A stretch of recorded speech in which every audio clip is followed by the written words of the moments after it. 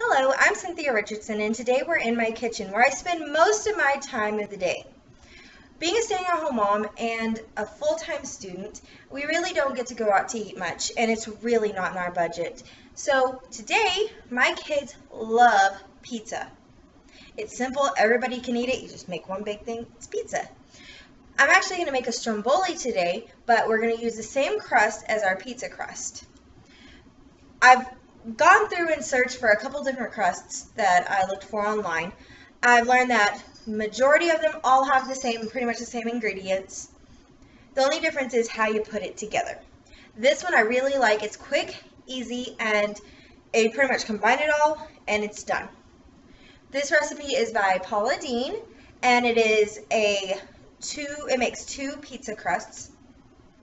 So it's a doubled recipe. If you want to make just one, you can split the recipe in half.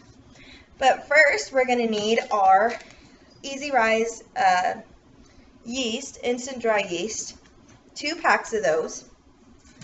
Then you're going to need 2 tablespoons of sugar and 2 cups of water. I've got water that's already warmed and pre-measured here. And then a tablespoon of extra virgin olive oil I use for just the yeast. So what we're going to do is we're going to take our 2 cups of water and pour it in our bowl. And then we're going to get our yeast. Once we get our yeast, we just cut them open. Pour it right into the water. Don't mix it. If you mix it, it might mess with the chemical reaction of the yeast and the water. So you put your yeast in your water, then you take your sugar, and you're going to measure out 2 tablespoons. So you just put 1 tablespoon, 2 tablespoons in there. And then you're going to take your olive oil. You're going to need 2 tablespoons for this recipe. Use 1 for your yeast to rise. So we're going to use 1 tablespoon of oil. Once that is all in there, you're just going to let it sit until it bubbles. Okay, now that our yeast is almost just about risen, I'm going to use my stand mixer, my KitchenAid, but you do not have to use a KitchenAid. The recipe calls for to use a paddle or a dough hook attachment. I have one, but it's too big for this machine. So all I have is a whisk attachment. That's fine for what we're going to use today. If you don't have either one, use your hands. We're going to go ahead and put it onto our mixer. This is going to taste so good. I'm so excited. I love making pizza crusts. I make majority of my recipes at home. Every meal I'm cooking in here. So we're constantly in here. Once this is nice and bubbly, we're going to go ahead and grab our flour and our salt. I've already pre-measured out 5 cups of flour. You're going to need 5 cups of flour for this recipe. I promise won't make it too thick. It makes it pretty good. So you just take your flour and you gently sift a little bit at a time in there until it's all in.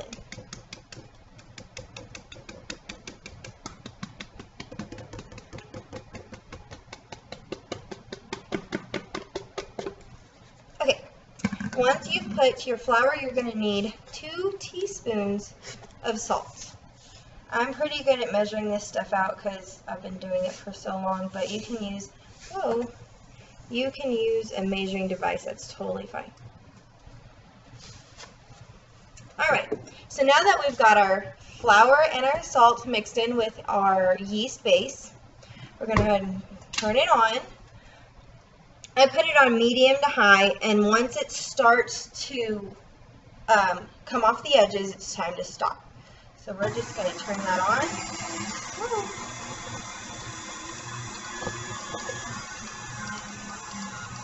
Alright. I'm going to get it going here. Sorry, guys. Alright, so now that my dough, you can kind of start to see it. It's starting to form and pull away. That's good. Once it starts to pull away, you can then turn it off. Doesn't take very long. Kind of just turn it on for a little bit to get it off. You're going to want to take all the extra dough off the whisk.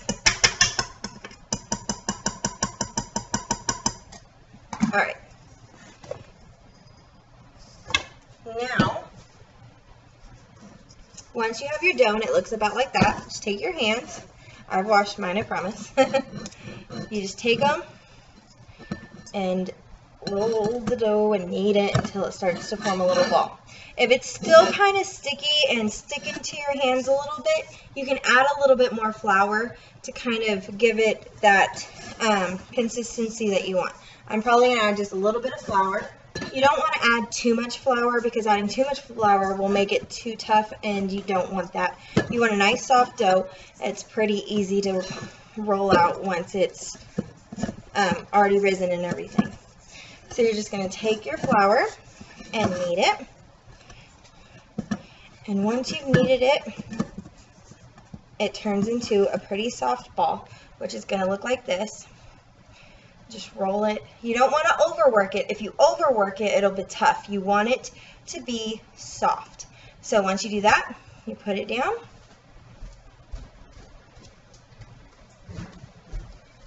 You get the rest of your olive oil, which is another teaspoon. Put about half a teaspoon on top. Flip your dough over. Another half a teaspoon on bottom. Kind of just make sure it's almost all covered. Now, you're going to cover it with a towel and put it in a warm place for about an hour and a half to let it rise. Once it's risen about double its size, you're going to punch it down. Once you punch it down, it'll rise again for about another hour.